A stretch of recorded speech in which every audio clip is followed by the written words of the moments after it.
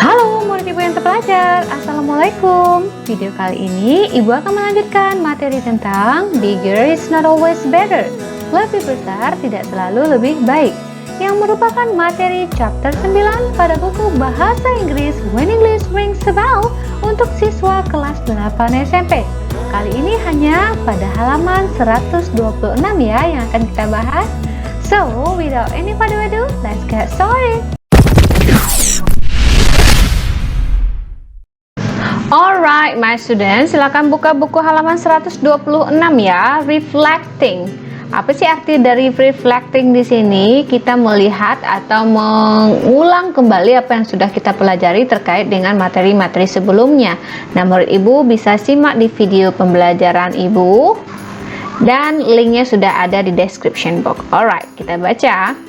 We will work in groups to reflect on our learning. We will discuss to complete the statements in the book. Kita akan bekerja di dalam kelompok untuk merefleksi kembali pelajaran-pelajaran kita atau melihat kembali, mengulas kembali pelajaran kita. Kita akan diskusikan untuk melengkapi pernyataan yang ada di dalam kotak di bawah. Maksudnya kotak ya. Jadi kotaknya yang mana? Yang ini loh. Nah, ini dia murid ibu. Oke, ibu bacakan. I know that now we are learning to compare the qualities of people, animal, and things they are. Saya tahu bahwa sekarang saya belajar atau sedang belajar membandingkan kualitas dari manusia atau orang, binatang, dan benda-benda. Nah, apa saja dia disebut dengan atau disampaikan dalam bahasa Inggris itu they are. Mereka ini mengacu ke people, animal, thing ini ya. Mereka adalah untuk memahami comparative tadi atau comparative yang sudah ibu jelaskan di video sebelumnya, maksudnya big, small, tall, dan short.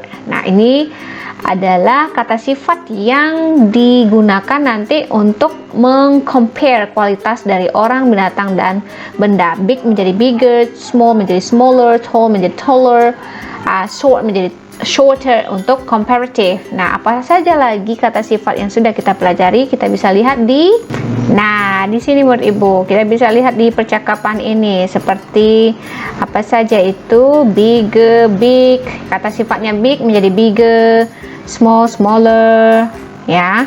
Kemudian apalagi high, kata sifatnya high menjadi higher, kemudian low menjadi lower. Nah, yang ada di percakapan ini atau apa yang disampaikan orang di sini, student di sini kita salinkan nanti ke box tadi. Light menjadi lighter di sini ya. Kemudian ada lagi kah di sini? Contohnya high menjadi higher. Oke, murid ibu pindahkan ke sini.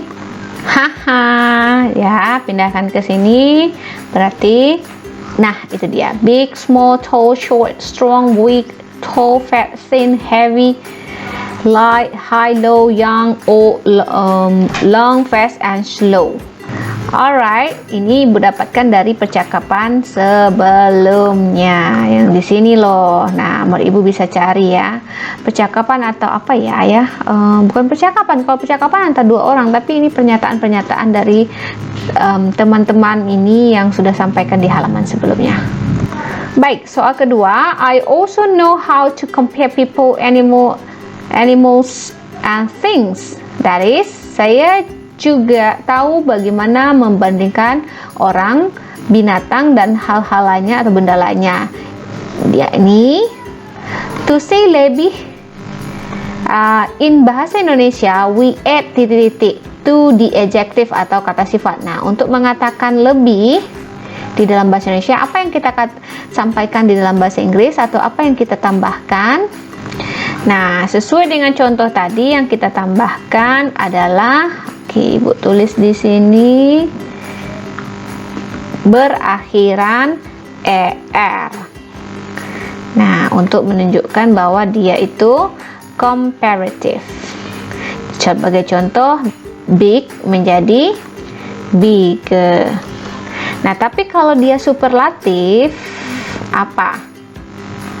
Beda ya. Jadi ini untuk lebih ya, lebih titik-titik. Jadi superlatif berakhiran est seperti video sebelumnya. Nah, kalau untuk menunjukkan lebih saja kita gunakan er. Jadi kalau kita buat kalimat seperti ini, saya lebih tinggi dari kamu, I am tall, tambah er, taller than you. Nah, jadi I-nya huruf besar ya, tall menjadi taller, akhiran er untuk menunjukkan lebih. Bagaimana dengan menunjukkan for? Untuk for daripada we use the word. Untuk daripada dalam bahasa Indonesia kita gunakan kata apa? Nah, ini tadi, saya, I am taller than you, saya lebih tinggi daripada kamu. Jadi mana yang menunjukkan daripada? Than. Nah, tuliskan than di sini murid ibu, than. Oke, gampang sekali ya. Yang paling perlu kamu ingat aturannya adalah subjek kalau membuat kalimat ya, diikuti oleh to be. To be-nya apa? Is, am, are. Is, am, are. Tergantung pada subjeknya. Kalau subjeknya I menjadi am, she is. Kalau they are. Nah, setelah to be diikuti oleh adjective. Nah, mana adjektif yang di atas ini loh? Ini adjektifnya ditambah dengan akhiran er. Kalau dia adjektif yang ini, yang satu suku kata, baru kemudian diikuti oleh than, lebih besar daripada. Kalau mau bandingkan ya, than, kemudian baru diikuti oleh objeknya. Oke, than you, berarti ini objeknya.